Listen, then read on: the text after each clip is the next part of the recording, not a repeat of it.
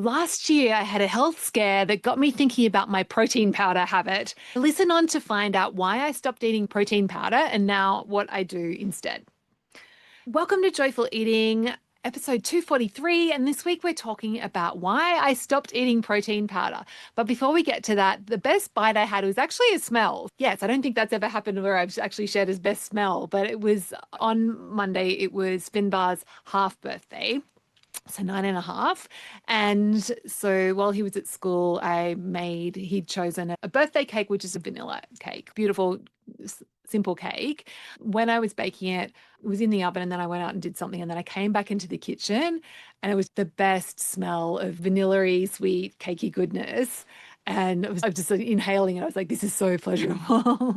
And then interestingly, I actually had set the intention because his birthday was on a Monday and I kind of had a bit of dessert over the weekend. And I'm being more mindful of my blood sugar recently, given my dad's been diagnosed with Alzheimer's and they do call out type 3 diabetes. I've been a little bit more intentional with the sweet things. And so I'd actually set an intention not to eat any of the birthday cake. And I did it. I made the cake, made the frosting, iced it. It looked amazing. We sang. I smelt it, but I didn't even want a piece. Like I knew I could have a piece if I wanted, but I was like, nah, I'd rather, I just had some tea and it was all good. The power of being intentional. But that's not what we're talking about today. In this episode, first you're going to discover why I started eating protein powder in the first place. Then we'll talk about why I stopped and then what I eat instead. The reason I got into having protein powder is the more I read about muscle being the organ of longevity and how important it is as we age to maintain our muscle mass, and then how important dietary protein is to help with that, to build muscle, and also how as we age, our protein requirements increase significantly. Just that story. And then also, I think I've shared on the podcast before, I had my hair was falling out, and then what actually worked to stop that was increasing my protein intake. It's like getting enough protein is really on my mind. And I'd also, the other thing that I'd been doing was taking collagen which is meant to be good for skin and hair and nails. Lots of reasons to make sure that you're getting enough protein in your diet. I was looking at, okay, well, how else can I can eat protein at mealtimes, but I just had got into the habit. I just decided to try some protein powder as well for snacks and things. And yeah, that was fine. But then what happened, why I stopped was last year I had, as I mentioned in the intro, I had a health scare. So basically I did some regular blood tests with my doctor, and my liver function tests were elevated, not crazy, but slightly higher than they should be. And so that just got me thinking about, what am I eating? Is there anything here that could be causing it? And part of my research on that, and actually it was really nice. When that did happen, my liver function was out of whack. It was actually really nice that I knew it wasn't from me drinking, from me having too much booze, which was such a huge relief. The liver function tests were high, and part of my research, I uncovered that having too much collagen can be not great for the liver. And I can't remember why that is, but I was like, oh, okay, might be time to back off on the collagen powder, because I was having like a couple of tablespoons a day. So I just thought I'd just cut that out for a while and see. And then I also started thinking about how there's junk food, and that this protein powder was kind of like junk protein, because yes, it was giving me protein, and I guess it's the one that I was using was whey based. So there was probably some other nutritional benefits from it.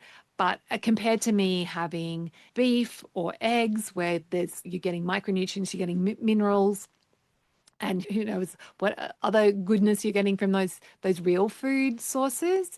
That just got me thinking, well, maybe this protein powder thing isn't so great.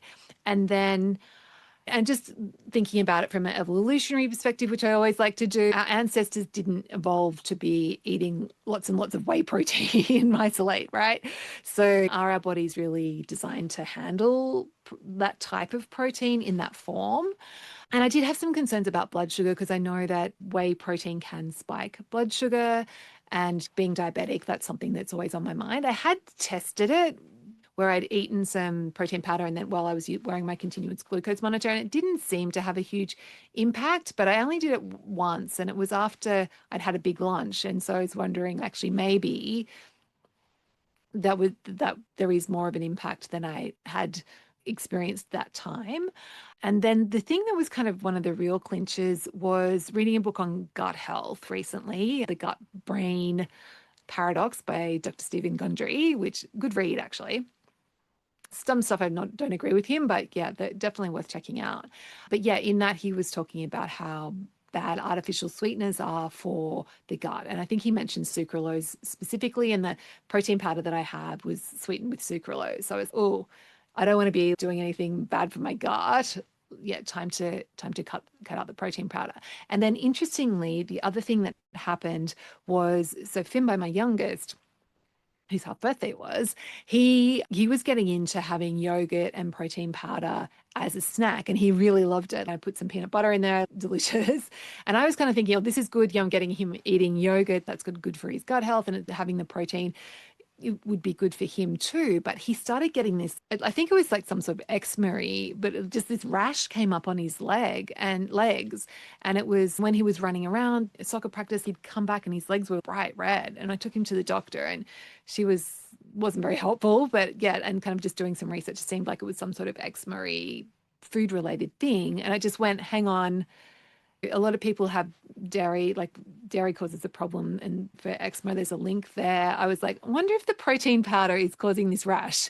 And so he said, okay, let's take a break from the protein powder. And Finbar was totally on board with that because he was like, the rash was really painful and not fun for him if he's on the soccer pitch.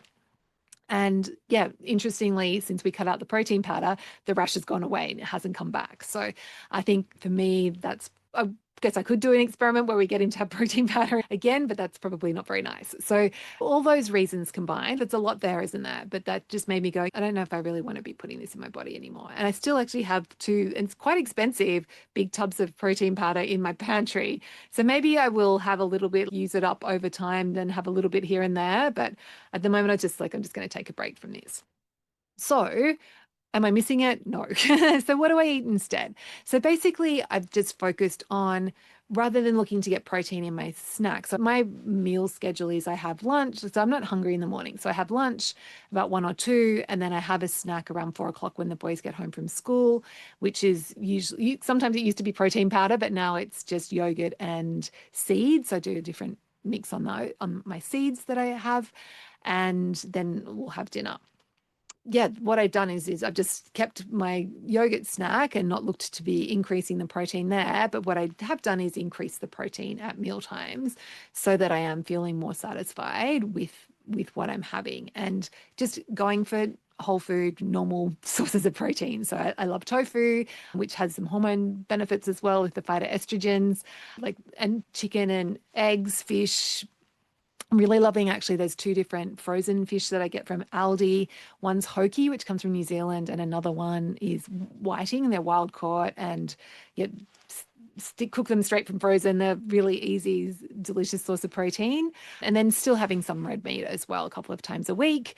That's pretty much my protein source. Like I would, if I didn't have the diabetes, I would definitely include legumes and beans and chickpeas and lentils. But with my blood sugar issues, it's like that's kind of not worth it. So I focus on these other types of protein instead. That's it for this week. So I invite you to have a think about what's your sources of protein. And there's so many protein bars and protein being slapped on in everything. It's like, oh yeah, like protein cookies, whatever. And it's like, yeah, on some levels, probably getting the protein may be better than not having protein or having something that doesn't have any protein in it. But is it really helpful for you to be eating those types of things? And maybe it is, but just something to think about. Okay, so have a beautiful week, and I'll catch you next week.